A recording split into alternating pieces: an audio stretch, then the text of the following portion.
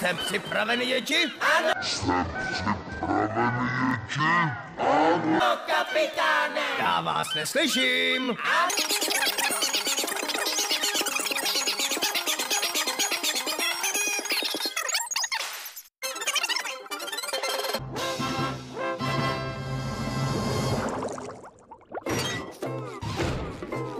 Dobré ráno, Patriku. Ahoj, SpongeBobe. Připraven začít si hrát?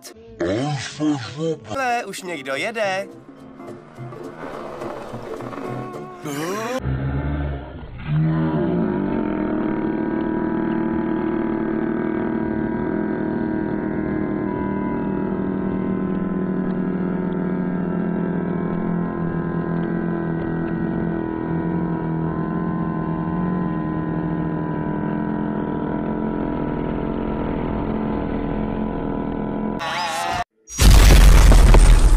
Ahoj, SpongeBobe. Jo, páni, lepší to už ani být nemůže. Jo, křik na lodičky mám rád. Do it! Do it! A tamhle je další.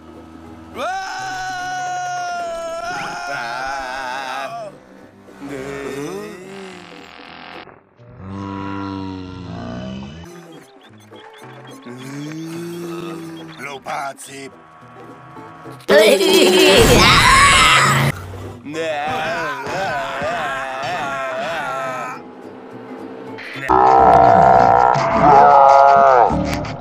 Co kdybyste laskavě těch svých hloupých her nechali, co? Co vám nikdo neřekl, že je hrozně brzy ráno?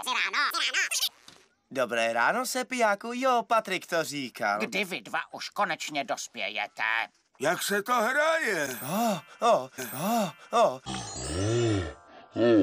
Třeba by mohl jít Sepiák dolů a ukázat nám, jak to by mohla být velká zábava. Že jo, Patriku?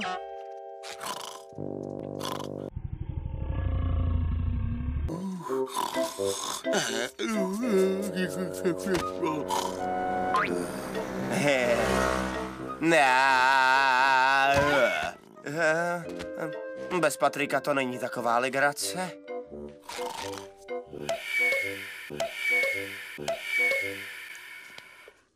Tak jo, Patriku, nedáváš mi na vybranou? Jo, Weiss. Hele, co to děláš? Yesterday, you said tomorrow. Vážně? A svou si vypadáš úplně jako dospělý. Páni, vážně si to myslíš? A každý přece ví, že dospělí si s dětmi už nehrajou. Což mi připomíná, že chci tuhle přihlouplou hvězdici osobně pochválit za vykročení do světa dospělých.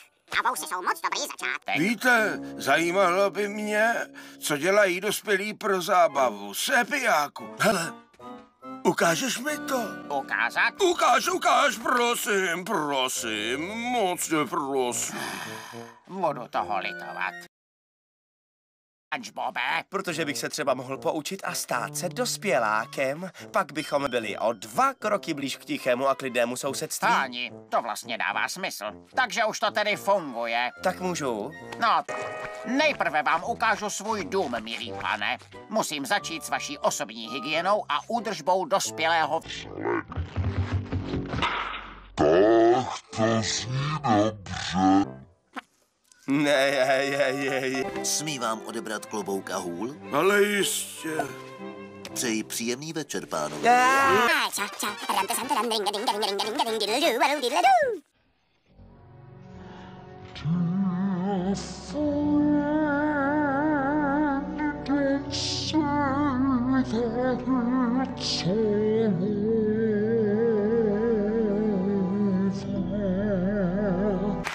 To bylo naprosto dokonalé vystoupení. A bude to ještě mnohem zajímavější.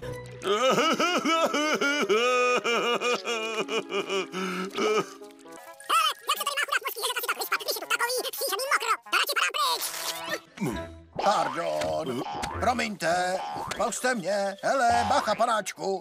Dámo, jak se odtud dostanu pryč? Východ spodně, prosím. Díky, kotě, fajnčo. Haló, zastavte mi vousy! Patriku, to nejsou vousy, to byl mořský ježek. Uvelebil si na tvém obličeji a z hibernace ho probudili tvoje slzy. Jak to, že znáte moje jméno? Yesterday, you said tomorrow.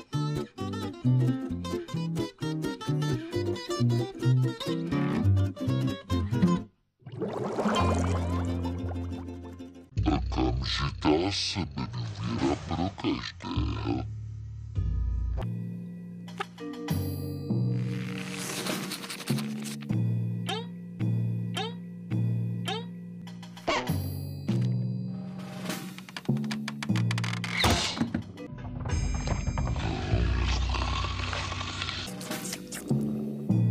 Kde váznou ty objednávky?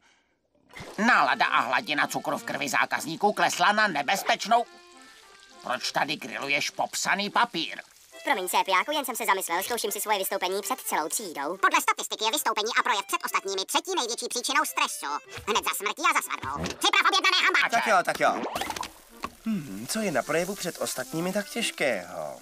Postavíš se před ně a prostě začneš mluvit před nimi. Vždyť tohle vlastně dělám každý den.